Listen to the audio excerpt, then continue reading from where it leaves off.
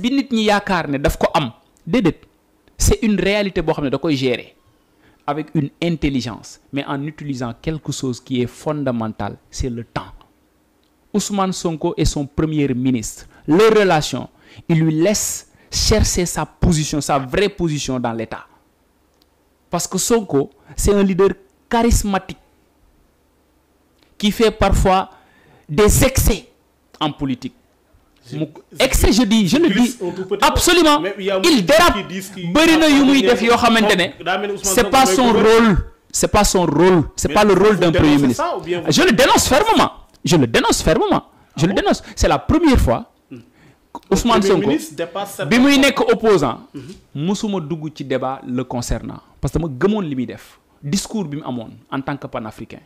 Mais bi muy exercer pouvoir fii ñun duñ ko may dërëm. Mooy lépp luy dëgg on sera à l'aise, on le dira les yeux dans les yeux.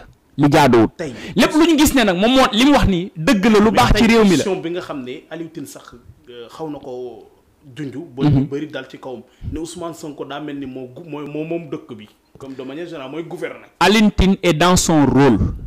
mais ñi koy xam nga lu tax. mais est-ce que Ousmane Sonko moo tax ma ne la du xale yëpp war a def politique xale dañ leen war a jàngal politique.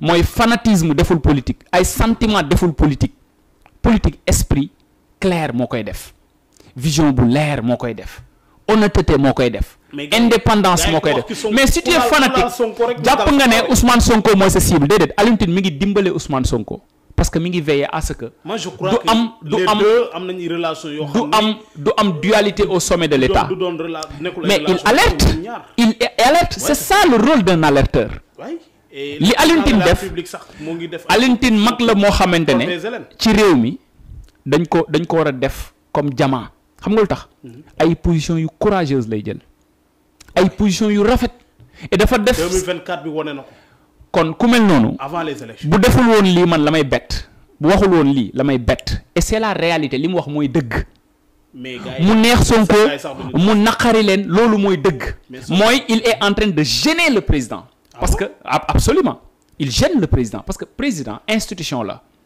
boo xamante ne nii dafa nekk de façon suprême sur les autres au niveau du pouvoir exécutif yow ci tutelam nga nekk.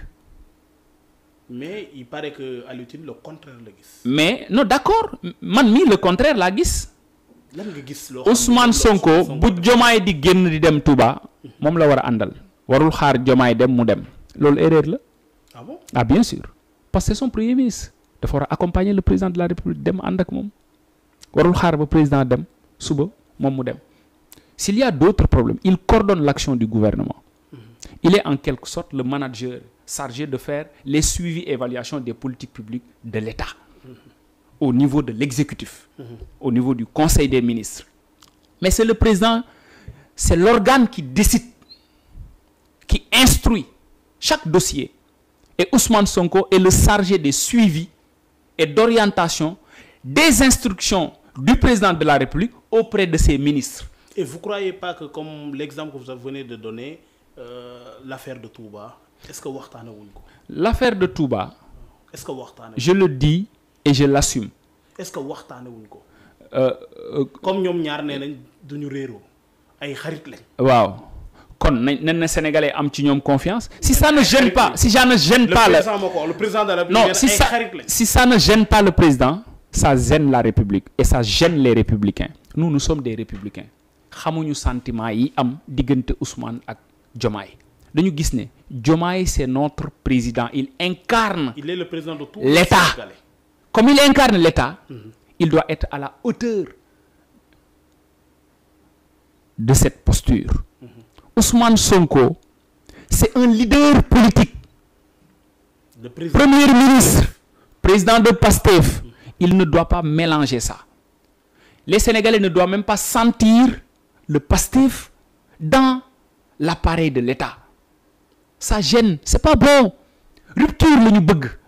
Li fi Macky Sall def ñun gëm nañ ne baaxut moom lañ àndoon ak baaxut. mais rupture boobu noonu. Parce que demoon nañ ba jàpp ne couleuru réew mi sax couleuru APR la war a doon. mais est-ce que rupture bi ñi jeexal point boobu rupture bi yaa ngi koy seetlu man gisagoo rupture bi. man soo gisee soo ma man maa ngi ci combat citoyen yi mais boo ma gisee ma wàcc ci combat politique bi rek xamal ne je suis pas satisfait sur ce qu'ils sont en train de faire. D'accord. suñ koy def rek je serai dans les contributions. D'accord. su amul nag je serai comme ñëpp ñi nekk politique. D'accord. dans l'arène politique. Ma question est-ce que ñoom gisoo ne ñoo ngi def partage de gâteau ñi les alliés. waaw yëpp foofu ñoo ngi am ay postes. foofu bu ko ci mujj Aminata Touré démb. dama ne